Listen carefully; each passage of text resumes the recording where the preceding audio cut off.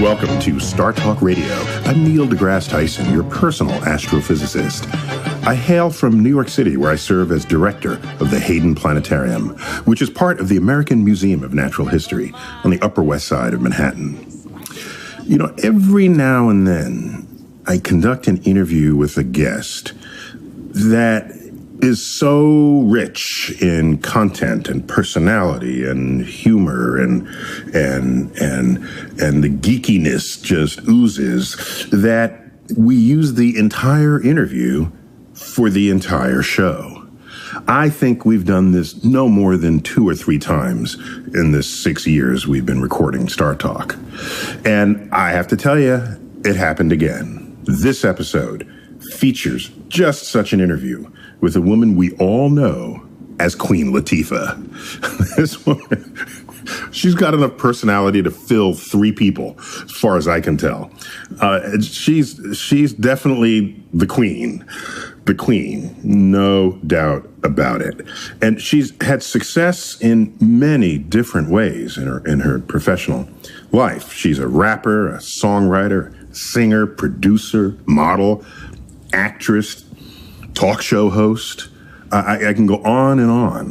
And it's not as though she was just experimenting to see if she was good at it and then went on to something else. She's actively doing all of this at all times. But what struck me in particular about my interview with her was just how genuine and passionate she is about science. She is deeply curious about life, the universe, and everything. So I don't think many people know that about her. And of course, that's what we use Star Talk. That's Star Talk at its best, finding that hidden geek underbelly in people that where you didn't even know it existed within them. And so it's clear that Queen Latifah has got some geek underbelly going on with her. So the first part of our conversation, we kind of celebrate that geekiness, and we talk about the interconnectedness of science and art, and what kind of science fiction film she dreams of making. Who knew? And here's a hint. Whatever that film is she wants to make, it's got to involve nunchucks. I think she wants to kick some sci-fi ass. So let's go to that conversation right now. My mother is an art teacher. Art and fascination with nature and things like that was normal in my household. Music was big in my household, instruments and how they worked, and radio. And my brother loved science. So he wanted a chemistry set immediately, and I was like... Did he burn a hole in the living room carpet? He was all about tearing things apart, taking things... There wasn't a safe radio in my house. My brother would instantly, Back in a time when you could take things apart. You could take it apart. Nothing gets taken apart today. Which is not good. I know. I have to agree. This was something that we was missed really something big. there. We definitely missed a step. I mean, I think we did great in terms of moving things forward and fashioning new technology, but there's something about being tactile and touching things and knowing what they feel like, sound like, smell like. And, I also grew up in Maryland and Virginia, which is where my grandparents are from. So my grandfather had, for us coming down to Maryland in the summers or Christmas time, was a big old basement with a lot of tools and wood. And that's what we did. We went downstairs and we built things and we made things and we measured and cut. This is before Netflix. Definitely before Netflix and Nickelodeon. It was no cable in the house. No cable. So just a couple channels that you had to work out with an antenna. So, aluminum foil antenna. So, I mean, it was kind of the practical ways that science sort of invaded your life because you had to use it in But that meant you didn't fear it. There are people who saw it as, well, that's science and I'm not science, so therefore I will shun it or walk around it or avoid it. And so what you're saying, not to put words in your mouth, but... Help me out here, brother. Help us out. It's okay. that a person as an adult can embrace science if only it didn't leave a bad taste in your mouth growing up. If it was even just neutral, right? That's That's a good thing. At least start at neutral. Right. And now understand, I mean, I come from a Christian family, so of course we could get into creationists versus Darwinism, all that kind of stuff. That wasn't even really a big topic of discussion. There was... By the way, I think I've done a little homework on this. In the traditional black churches, however religious they were, it did not include running to the school board to have them change the curriculum in the biology class. No. that was No, not it going did on not. in the black churches. No, right, no, right. no, It was not more at all. about community and this sort of thing. Which was fine. Yeah. Which was a good place for it to be, you know. I think, a kid has to be fascinated about, kids I think are fascinated about things. And when they really are fascinated, you want to feed that. So the family I came from was one that fed whatever spark they saw in us kids. So my mom and my dad were curious about us as kids as we were about the world. And so when they saw a spark, they kind of fed that thing and kind of tried to nurture it rather than, guide us in one direction or other. Which happens all too often, because then you end up doing something that wasn't even in your own soul of curiosity. It's what your parents wanted for you. Which is no fun. It's no fun. Life's just no fun like that. Right. Now, you are hugely talented. I mean, looking at your resume, there was nothing you haven't done, I don't think. All right?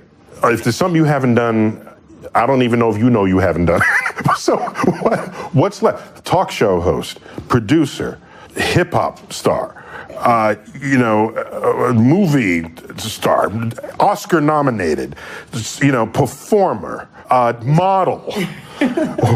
Those intros get long, man. I'm standing on the side of the stage to be introduced sometimes, and I'm like, Jesus. Could you hurry this up? I'm getting tired hearing about all the stuff I did. Do you find yourself having to pick what you do next? I do have to pick what I do next because time is the one thing that I'm just not given, a lot of, and so. Well, I'm glad you noticed that, because that's for damn sure correct. Yeah, I'm not able to be eight me's. If I could, I would, because I'd get a lot more done, obviously, but I can't. So, yeah, I mean, quality of life is important to me these days. It's really about, am I enjoying what I do? Am I happy? Does it push me in some sort of way? I have to be pushed. Because I need a challenge. So I get bored very easily. If I'm not, doing something interesting, then I'm like, okay, well, it's boring. So it just doesn't feed me very much. So yeah, I do have to do a sci-fi movie. That's definitely on my. Oh, that's on your bucket list. It is so on my bucket list, man. Sci-fi movie. Now, you don't count. You were in the Sphere. I was in Sphere, but I need to be number one on the call sheet. I'm not like number 17, where I'm kind of just like. You were down there. I need to actually do something. I was getting killed, and plus I got killed in Sphere. I got killed. You were not alone in getting killed in Sphere. Getting too good at getting killed. I had to put a no-kill clause in my contract. You could do that. I was like, okay, I got killed and set it off. No sequel there. I got killed in Sphere. You could do that. I'm like, I died too good. I get that. I'm good at this. Okay, so I told my agent, listen, no more dying in these movies, because there'll never be a sequel. So let's wrap that up now. That's right. Sequel's the thing. That's where the comeback on the money comes on the sequel. Shut that down. I shut it down. Okay. Plus, there's a lot more. I guess we went many decades without black folk being portrayed in the future. We're not. And that meant somebody's thinking about a future where where they round them up and not put them up. So, but science fiction films have huge loyal followings. And so you're overdue. I'm way overdue. I mean, I've been... Let the record show. Yeah, I mean, in my household, there was Star Trek, and you watched Trek, and we were Trekkies, and we laid in front of the TV, and my brother could perfectly imitate Kirk and Spock, and, we still know words. They have a drink. It's called Tranya. And we're like, Tranya? What a word. You could make up things that didn't sound typical. You could create things, and they didn't have to be what you read in a book. You could imagine something, and it's the whole imagination of it all. I mean, we haven't seen it necessarily, so who says it does or doesn't exist? So you can just make it up, which is kind of cool, especially if you ground it in something that's sort of real. So plus, since you didn't dislike science, it meant you were open to science-y things that might arise in your life. So one of my good friends of recent years is Bill Nye. and I go through the archives. There you go. There you go. You would guess. How you gonna be from the Bronx and let Bill Nye the Science Guy have a rap name and get your rap name on? You know? You can call me MC Squared. I mean, that is probably kind of cool. Give me that. I give you that. So how do you land on Bill Nye the Science Guy? How did that happen? Frankly, it's the same way I found you. I mean, I enjoy someone who is way more advanced and knowledgeable than I, but translates that to, someone like myself who can understand it and get just as excited about it as they are. And it's that passion, it's the passion you have, it's the passion he has, and taking something simple and explaining it. Something that you see in everyday life. You were celebrating that fact. I love that. I mean, biology was one of my favorite classes as a freshman. Yeah, but you were already a successful hip hop star, okay? Now let me show up on Bill Nye the Science Guy. Well, that doesn't stop. I mean, I know a few people around here who are kind of geeks, and proud. We're proud to be. But are they? We got to let them out of the closet? Is it? I think Will Smith is a pretty big geek. Okay. He's a guy, he got into MIT. I mean, for all intents and purposes, had he not been the huge #1 movie star that he is, he probably would have been an amazing scientist or developer. This is like a fork in the road that was, oh my God. We're not just talented at these gifts of music and acting. It all comes from a fascination, a curiosity, and some of us actually do hit the books. I kind of, went left a little bit at some point, and the clubs got a little more fascinating to me. But I'm so heartened to see your accommodation and sensitivity to just sciencey things, because science is everywhere. It's in our lives, and I'm hurt almost when I hear someone say, "I was never good at science, and it's not me. I'm an artist, not a scientist, or I'm a this, not a that." And oh, by the way, where's my smartphone? I have to call. Right. You can't artificially divorce what you think is science from the science that's actually touching your life.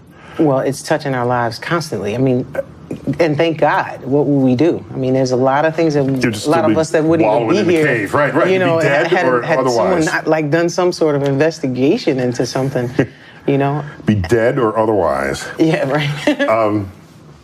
So do you have any secret geek underbelly?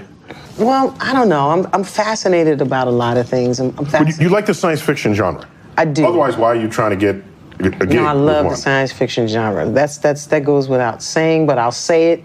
I love sci-fi, and I want to be in a big, giant sci-fi movie or something that's really cool and small, as long as it's good. And how about superheroes? You do a superhero thing? All that. I love superheroes. I still believe I have a karate, kung fu, some sort of picture in me. There's no way I grew up on that much Bruce Lee and Star Trek to not be able to combine the two as an adult. Bruce Lee and Star Trek. And apply my life. It was just a whole marathon on. You just want to staple together stuff that happened in your life and create a movie role for it. Why not? I'm already on it. Like, this is. So you into martial arts? What kind of martial arts you do? I love them all. I mean, I definitely love karate, kung fu. I love mixed martial arts. I love judo. Like, do you actually do it, or just sort of think about it? Some of it I can do. I mean, my father was a SWAT officer, and he knew karate, so he taught us a lot of that stuff as kids. So you can kick some ass. I might be able to kick. Well, depending on what condition in the knee is in that the rheumatism in the knee. I definitely can do a couple things. But I have some nunchucks at home. Nunchucks? Oh my God. And I just that's like my. After Bruce Lee did his nunchuck, we all had to buy nunchucks. We had to. I mean, it was a must. Nunchucks. We all had nunchucks. Chinese stars and throwing things, and we still walk around in Chinese, shoes, karate shoes. Right. They're just very comfortable and practical, And so that's kind of my thing. But I have some nunchucks that I just kind of use for stress relief. I'll just stand there when I need to think about something. I'll stand there, and I'm just flipping my nunchucks, and it's okay. I work through it. You tell me when you just want to take your mind off of things, you will just play with nunchucks. I will. I'll grab some nunchucks and just boom, and then I'll feel good for your sound effects there. Get myself going. Since this is radio, that's the indication of how fast you're swirling them around. So I remember, I'm old enough to remember, pre-Bruce Lee, I mean, Bruce Lee was around, but not yet a big movie star. There was this film, Billy Jack. Wow, the legend of Billy Jack. Billy Jack. How about that? And so he was a half-breed. Yeah, half I remember Indian, that. Half, right? And he was sticking up for the local tribes that are getting abused by the thugs, right? But he was in the Green Berets, all right? And they didn't know who they were messing with. They didn't know who they were messing. My favorite line. There's some, redneck sheriff walks up to him, badmouths him, and he says, and Billy Jack says, you know what I'm going to do? I'm going to take this foot. He points to his right foot, and I'm going to put it on that side of your face. wait, okay. That's badass. That is enough. badass. But it continues, and he says, and you know something else? There ain't a damn thing you can do about it. There ain't a damn thing you can do about it. And then in slow motion, up comes the foot against his face, his cheek, and there it is. There was nothing he could have done about it. And so I saw that, and I said, I want to be... You feel me? It will never go away. That's what it just never going to go away. I got my nunchucks now. I think my brother took them. And you should. Just get the padded ones like the ones I have, because I'm not, I'm not that skillful with them, so if you make a mistake, you don't bruise yourself. No, but that's how you know to not make a mistake after that. Exactly. And you get good quick, I guess, so you're going to put them down. Exactly. One or the other. There's only two ways we're going about this. There's only 2 ways. Really good or stop. Or stop, for your own safety. Okay, so a sci-fi kung fu action superhero drama. All right. That sounds like fun to me. I don't know what the problem is here. It's obvious. This is a no-brainer. Throw some music in there. They just introduced Wonder Woman. I mean, that's I'm a new excited thing. about that. That was a moving moment when she just sort of... she's got to have the invisible plane, and I mean, but this is what I grew up on, so I'm really excited that... So it's in reach. It's like a whole new generation that they're really just going so hard with these effects that they have nowadays. It's just so... Yeah, there's no limit. Real. Right, used to be, can they make the mechanical model? Right, and now we have virtual reality, and I'm really interested in seeing where that's going to go, because... I just shot a promotion for this American Heart Association thing, and one of the guys, his company directed The Cove. Okay. But they're also developing virtual reality. The documentary that was so influential. Exactly, about the dolphins and everything. But they developed this VR. And it was like, he's like, come here, try these on. So I put these glasses on, and I'm literally under the ocean, and I'm watching sharks swim by and fish, and it's just, you're turning your head in every direction you're moving, you're looking up, you're looking down. It's a little disorienting initially, but once you kind of give into it a bit, you're sort of in an entirely different world. And it's very real to your brain, which is kind of cool to me. That's the whole point of it, right. It doesn't have to be physically real, just... Right. As long as it's real, the Matrix is real. Because some of it you're going to want to probably take those glasses off at some point, okay, and come up out of that world. So that's another kind of Matrix to live in. It is. It is. Coming up, Queen Latifah and I discussed hip-hop as a kind of a social movement, kind of a force of change in society. And also, perhaps you might remember a recent dust-up that I had with another hip-hop artist regarding what shape the earth has. Yeah, well, we went there. And we'll hear all about that and more when Star Talk Radio returns.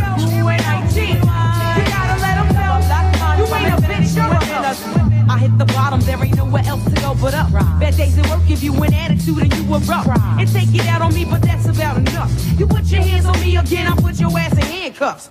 Hey, Trek fans, celebrate 50 years of Star Trek at the Intrepid Sea, Air, and Space Museum. The Intrepid Museum in New York City will be the first venue in the United States to host Star Trek, the Starfleet Academy experience. Channel your inner Spock, become a cadet, and embark on a 12,000 square foot interactive journey featuring leap motion, projection mapping, holograms, and other Star Trek technologies.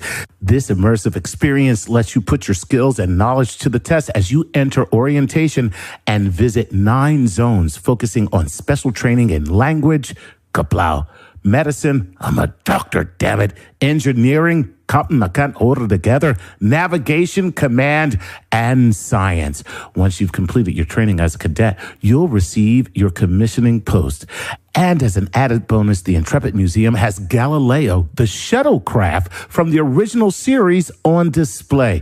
The exhibit is open tomorrow, July 9th, and it's only for a limited engagement tomorrow through October 31st, 2016. Get a special $3 offer using promo code StarTalk. The offer is good for up to 4 full-priced adults, child, and senior Star Trek tickets only. Use promo code StarTalk online or at the box office to receive the discount. Visit intrepidmuseum.org/StarTalk. The offer may not be combined with any other offer. Star Trek, the Starfleet Academy experience. Number 1, make it so. This is Star Talk.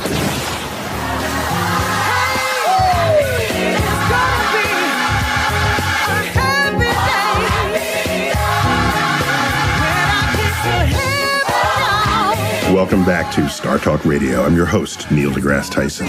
In this week's episode, we break format from our normal sort of structure of the show, and we're featuring my interview with Queen Latifah, but without any interruptions at all, just straight through.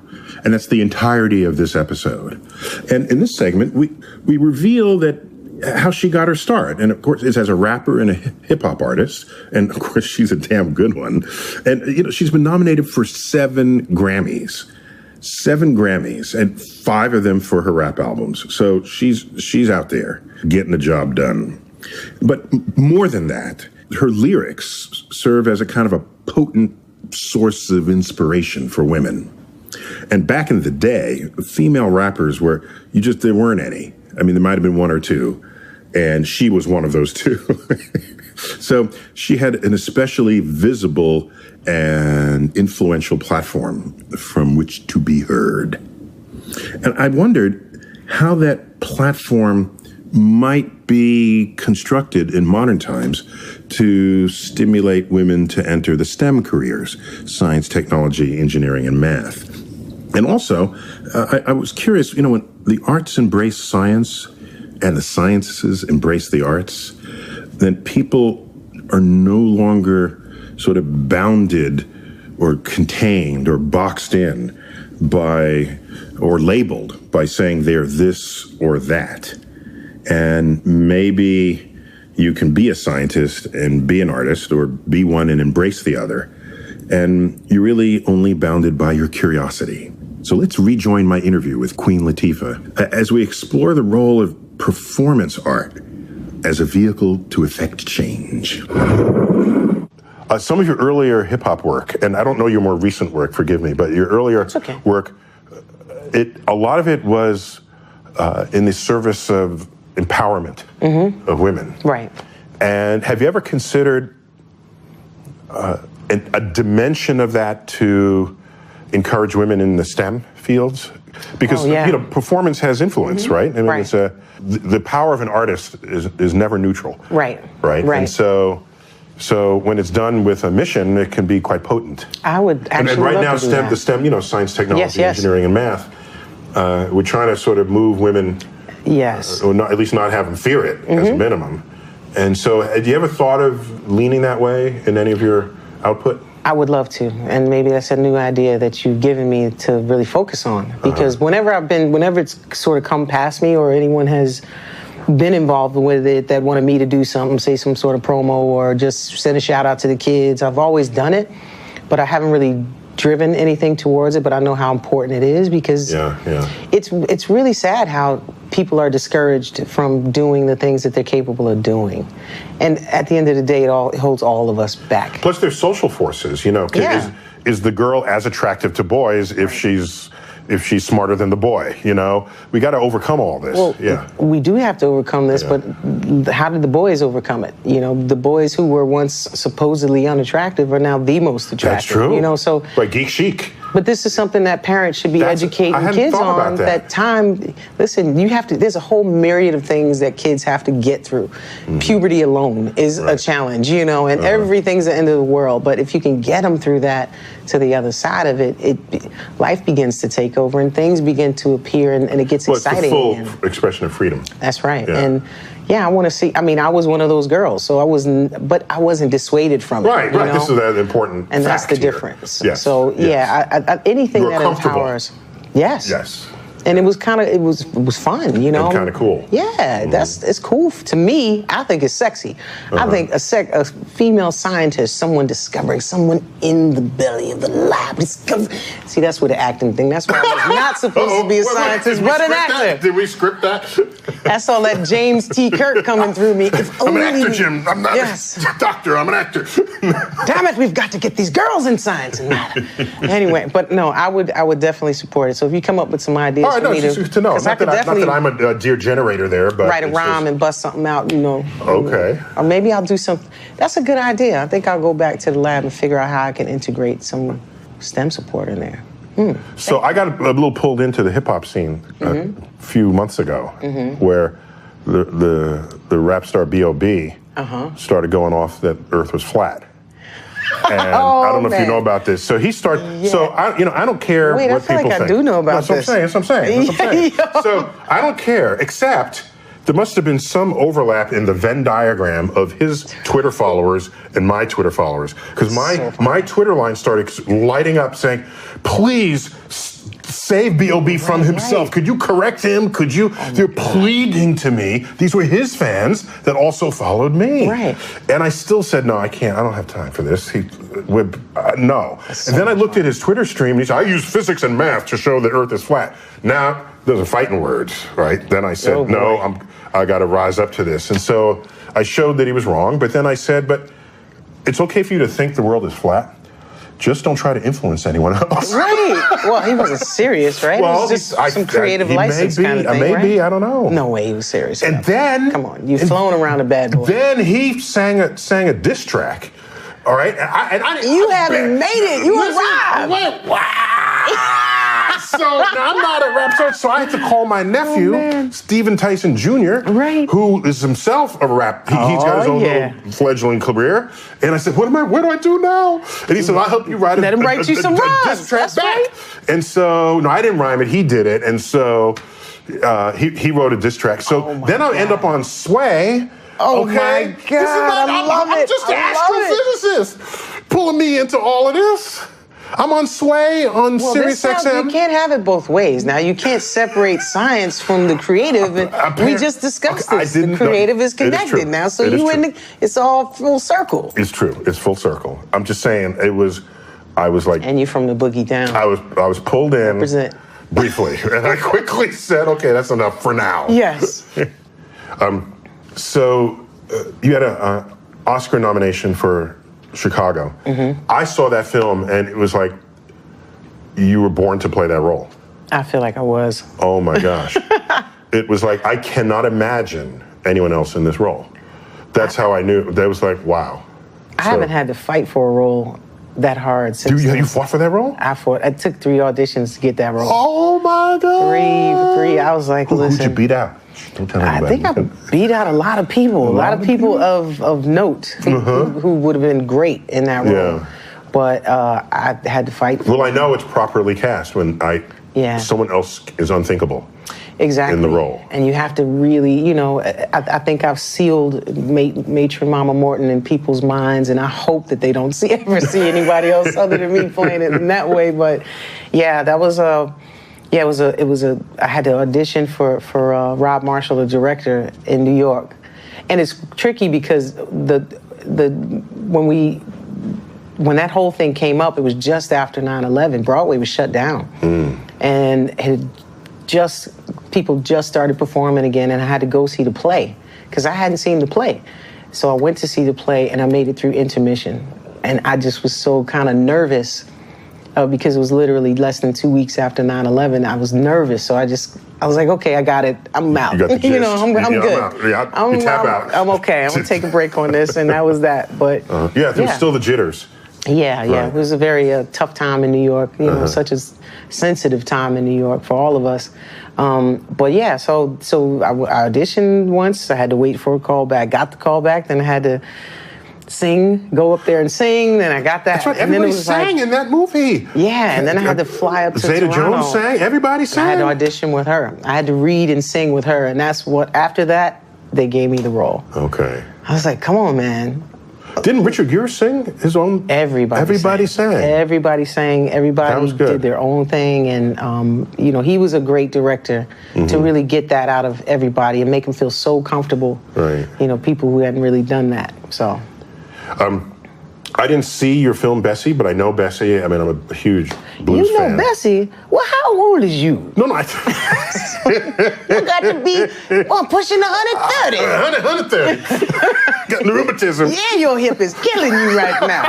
Damn. It's going to rain in a couple hours. I need a porch. Oh, my God. Some New Yorkers don't have that, man. Old people on the front porch I know, right? mentality. But I'm just a fan of the blues, and some people's stories were undertold historically. Right. So I'm glad you found that medium and that story to tell. Yeah, we needed to tell that story. Yeah, that's just... She was something else. She changed a lot. On that. Thank you. Yeah. Look at that face. Okay. Must be a good To one. tell you something stupidly geeky. So I read that you sang in, was it New Jersey Performing Arts Center, which is right in the middle of Newark. You did a version of Oh Happy Day. I did. Of that song from the Edwin Hawkins Singers. Yes. Okay. So that was one of my favorite gospel songs when I was a kid. And one time I was very young, and my mother had to go out. And for some reason, she didn't take me, but was a little worried about leaving me at home. So she put me on I must have been 4 or something, I don't know, 5. Put me on the couch, played Oh Happy Day in repeat mode, which you could do on the record player in the day. Wow. And because she knew I liked the song, so I wouldn't leave as long as the song was playing. Wow. But I decided to count how many times they said "Oh Happy Day" in that song. Are you serious? And to this day, I have that number. Which is? It's 59 times. It's not more than that. You might think it was more than the time. But "Oh Happy Day when Jesus walked," and then the chorus comes in, and then there's that "Oh Happy Day." Yes. This song just That's it a keeps lot of time. ascending. You are in heaven when that song is done, right? Right. So wherever you were, you end up in heaven, and so it's 59 times. That's why you are who you are. Because who sits there at 4 years old and counts? I might have been 5, but my feet didn't leave the couch. Right. I couldn't hit the ground on the couch. And I'm glad you could count to almost 60 at that age. Thank you. Good job. Actually, I wonder maybe I didn't know how to count to 60, and it was a 59 plus. I don't know. Right. I better double plus. check. I love that. So I had to tell you that That's a story good because if idea, you though. sang that song. And you stayed put, too, huh? I stayed put. I didn't budge the whole time. See, Mama knew. She knew. She knew, had me figured out. She's like, this will keep him occupied. Also, did you cut an album called Traveling Light? I did. Okay. So that's the punchline of a joke. Really? Of a geeky joke. Yeah. Hit me. You have to. You can't go there and not give it up. This is very good. Okay. So a photon walks into a bar. No, You got me at that already. No, that's stupid. That's a first. I messed it up. No. So a photon checks into a hotel. Okay. Okay. And the bellhop comes and says, hello, do you have any luggage? He says, no, I'm traveling light. Oh, my God. Give it up. Give it up. No, That's I'm traveling light. A photon is so traveling light. good. That's good. That's good. And I saw that album. I said, no, I got that. I'm there. I don't know best what's in part the of it- album, but I got the joke. Look, the best part of it is your laughter before the joke. I knew you were gonna mess the joke if I say he's laughing too hard. This is how my mother starts a going to a joke. bar, but I love that. I want to hear some more. you want to hear a couple more? Yeah, okay. you might as well hit me with a couple more. So what denomination, religion are you raised in? Christian. What denomination of Christianity? Baptist. Baptist, Catholic okay. and Baptist. Catholic and Baptist. I'm all okay. confused. So do you remember the year and a half ago, over in Switzerland, they discovered what was called the Higgs boson, which was this particle long sought. And this particle has a field around it, where if you're another particle and you go through that field, Right. the Higgs boson grants that particle mass. It's a badass particle Wow. to do this. You have the power to give mass to other particles that come through. So it won a Nobel Prize. It was a very, very important particle, okay? In fact, there's a book published called The God Particle. Right. In anticipation of the discovery of that particle. Right. Okay? So, that's the setup. Now, this is a joke where I know who invented the joke. How often do you know who invents a joke? Like hardly ever. You hardly ever. It's lost. No, you just don't know. It's lost in the ether, right? Right. I know who invented this joke. His name is Brian Mallow. Wow. And he's got a Twitter handle called Science Comedian. About to check that out. So we got people who try to make you laugh, right? On this. So this is his joke. You ready? A Higgs boson walks into a church. And the priest says, I'm sorry, we don't allow Higgs bosons in church. And the Higgs boson said, oh, but without me, you can't have mass. Oh my God. Oh my God. See, I knew that 9 years of Catholic school would pay off. You've been missing out on some geek jokes your whole life. I'm about to get my geek joke on. Because I'm going to get an education and some humor, and I can't wait to hear one where I'm like, nah, not so much on that. So we got good people. We got people thinking this stuff up. That's a good one. I'm about to do some Higgs boson research. I'm all excited about that, to be able to give math. Yeah, think about it. Look at all the, sex and relationships and New York versus LA, the tired subjects that everyone composes jokes on. Think of the limitless cosmos. Oh, man. Just saying. Literally the limitless and ever expanding, yes, cosmos. When Star Talk returns, you will not have to hear any more of my corny, geeky jokes. But coming up, Queen Latifah and I talk about the new film Ice Age 5, Collision Course. In it, she plays a woolly mammoth named Ellie. And I have my own cameo in it. Shh. It's my animated movie debut. Stay tuned, you'll get more.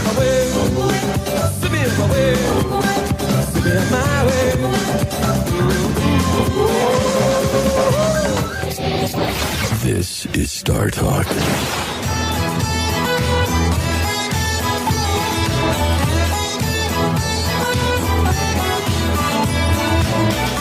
Welcome back to Star Talk Radio. I'm Neil deGrasse Tyson. Every now and again we have an episode.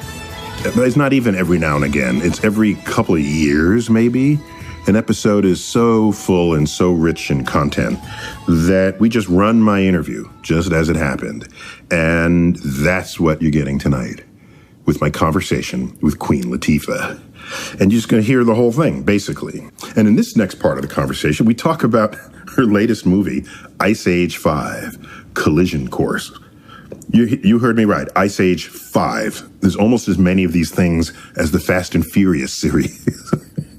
It caught me by surprise, too. If you're not alone, if you're saying 5, there have been 5 of these. She plays the woolly mammoth named Ellie. And I even have my own cameo in the film. Shh. I play Neil the Buck Weasel, which I'm not roaming with the rest of the mammals. I exist in the head of Buck the Weasel, helping him make important decisions. Let's check it out. So, you're a mammoth. I am. Ellie. You got the word out, huh? Yes, I am Ellie, the woolly mammoth, who once thought she was a possum. She's clear about that at this point. Is this like the most successful animated series ever or something? Huge, yes. That's crazy Worldwide, huge. it's huge. Now, isn't that a mystery to even the producers themselves? It's a fun sure topic. They're happy about no it. one's going to argue that it wasn't a fun subject. But I'm betting they didn't think this was going to be a worldwide phenomenon. And you all have almost as many episodes as the Fast and Furious series. And that's saying something. This is our 5th one. That's crazy. Okay. I mean, I've been a hero in my household, to my nieces and nephews, rather. They didn't call me Aunt Dane is my real name. They called me Aunt Ellie for months. Auntie Ellie. Auntie Ellie. Oh, Auntie Ellie is on the phone. Okay, hi, Auntie Ellie. I'm like, I'm not a woolly mammoth. They don't exist anymore. I'm still just Auntie Dane. So does that sensitize you to any? This is the obvious cliche question they always ask actors. So are you now sensitized to climate or extinct animals or I the think fate I've of the always earth? been sensitized to that. Okay. Yeah, I'm a Pisces, you know. I mean, where's that in your cosmos, man? You know, but I think I am, because, not so much because of Ice Age, which I think is going to be huge and funny and exciting all over again. And I love doing it every time. But just because I travel the world. I love going different places on this planet. And when you get to see some of the beauty and the harshness as well, you just kind of want it to be, I mean, I want the damn planet to live. I mean, how could the harshness empowers you to appreciate the beauty all the more. It really does. And makes, you know, you realize that, I mean, we're all here together. We need to share this one planet. So what just disturbs me the most, I guess, is the fact that we even have the power that much power to be able to harm our own planet. You know, that we could actually be capable, physically capable of doing something like that. They're debating what to call the new geologic era, where the Earth is now influenced by the conduct of one of its species, the human beings. And listen, I think the Earth is going to win eventually. It always does. And everybody's saying, "Oh, let's save Earth." No, Earth don't need. Earth is going to be fine. What's not going to be fine is us. Don't you get this? Listen, we get wiped out every time. Right. You know, you better realize. The fossil record shows it. Yes. We lose this fight every time. The Earth, and then, you know, nature is always going to take over. So it'll have its way. So did they tell you? I don't know if they told you. Told me what? They told me. I have a cameo in Ice Age. You do. I do know about that. I have a cameo in Ice Age. Wait, aren't you in? I'm not going to tell. Aren't you in? I know where you are too. I know exactly where you are. I'm just a little thing. It's just a little thing. I got the word on it. Aren't you in? You're in the. I'm in the thought process. You're in a good place, though. Yeah, it's a good place. It's a good place. In a great place. Because plus I get to be. I wouldn't agree if it was just completely. I don't mind people having fun with science in a movie, provided they have fun in a I don't know, if in the right moments they don't take themselves too seriously and you're just having fun, then everybody has fun and then I'm all for it. And if an artist taps me on the shoulder and says, "Can you bring some of your science expertise to my art project?" And if an artist is reaching for me, I gotta come when called. Of course you do. I do. Especially when you could pop some reality in it. Something that is really just possible. a little bit. Just a little bit. God bless them. Every time they have to figure out some way, some plausible way to create an extinction level event. Every movie they got to figure it out. Everybody's going down. Like, you know what I mean? So how did it happen? And it has to be. It can be playfully plausible. And a squirrel did it. A squirrel, whatever sort of squirrel. A squirrely thing. A rat, squirrel, whatever he is. And he's the hero. He's like my favorite character. He's everybody's favorite character. Every movie is like everybody's nobody got can blow him. Scrat, right? And he doesn't even speak a word. He's just get it. I'm like, damn, that's a good gig. Thank you. I like to think I love Scrat enough to imitate him well. So it's funny because it's not what I do. So I'm an interloper, and it was just fun when I did my lines, and then they said, okay, now this is the part where we just need you to make noises for when you're doing things. So I need you to grunt. Right. I need you to. In case you're climbing something. It's trippy, right? Yeah, it was a whole just sort of the sound effects. How was that experience for you? It was surreal. I enjoyed it, but because then it was learning how the sausage gets made that any VO person knows, and so. Yeah, you can literally pass out trying to do that stuff. I mean, some of the voiceover studios, some of the studios have this sort of almost a ballet bar. It's like a bar that's a horizontal and vertical kind of shaped, and you can lean on it to run so that you make the right kind, without making too much noise with your clothes, but getting the breath out to sound like you are running and chasing. Because people have passed out doing these effects, trying to make the sound of running or breathing so hard that they're like, I've heard some funny stories through the years about people like knock themselves out from like. There's one other VO I was asked, okay, in this scene you're falling into a black hole, so give me the anguish and pain that is. And you said. What It was that like? Okay. Let's hear it. Well, you get extruded through the fabric of space as you get ripped head to toe. So it's quite a, it's a, you have That's some good extrusion. I don't even conjugate that word. Some good extrusion right there. Yeah, you have to feel like you're being stressed out. That was really good. I'm getting better. I like it. It's in your faces and your voices. Okay. I really feel like you got extruded just then. I'll miss you. Acting. I'll miss you, bud. Acting.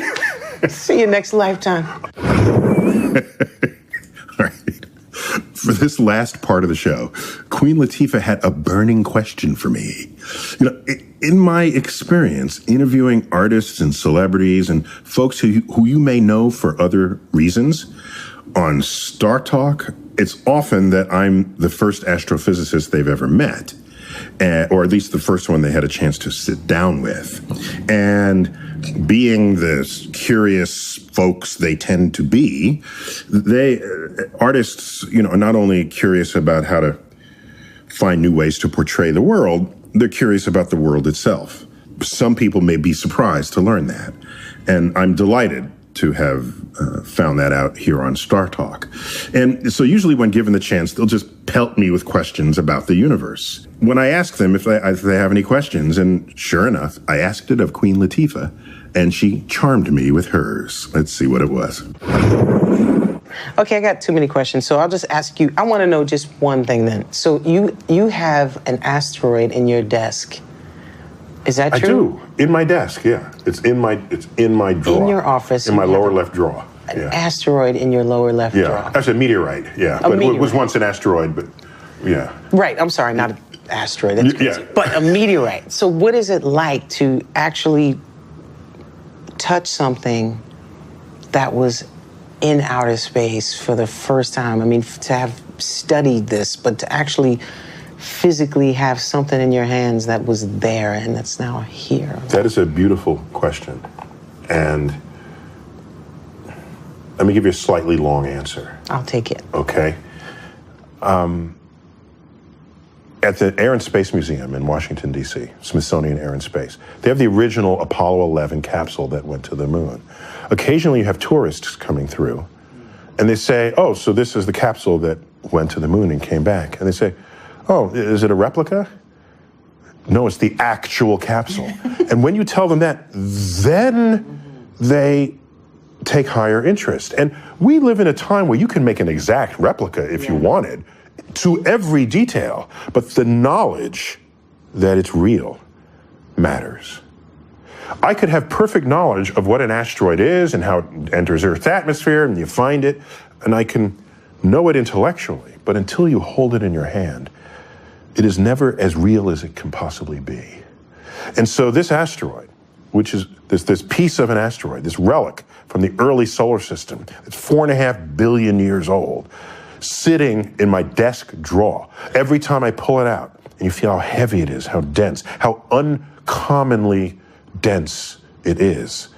And it's craggy, and magnets stick to it, and you realize that it contains iron forged in stars from long ago that manufactured iron that is also in the hemoglobin of your blood. Mm-hmm.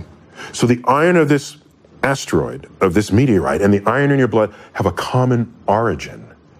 So there's a cosmic connectivity that has no equal as I hold that meteorite in my hand. Yes! Oh, and by the way, I collect old science books written in the day of when the discoveries were made. So they go back several centuries.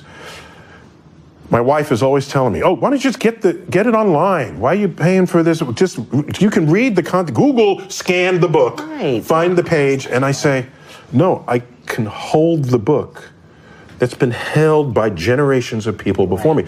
There's margin notes of people trying to work through the equations when no one before had ever seen these equations. In that way, I commune through time with those who have struggled mightily to understand our place in the universe?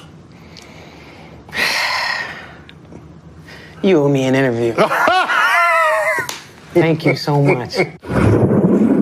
All right, we got to wrap up this episode of Star Talk. And I hope you had as much fun listening to this conversation as I did having it.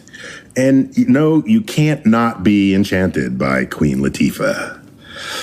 I am an even bigger fan of hers now than I was before, because she's warm and smart and talented and kind and giving, all the things that I think most people aspire to be. People aspire to be the bits and pieces that she is, and yet she has all those bits and pieces in one person. And so I tip my hat. No, I bow to the Queen, to Queen Latifah. Ladies and gentlemen, you've been listening to Star Talk Radio, and I've been your host, Neil deGrasse Tyson. And as always, I bid you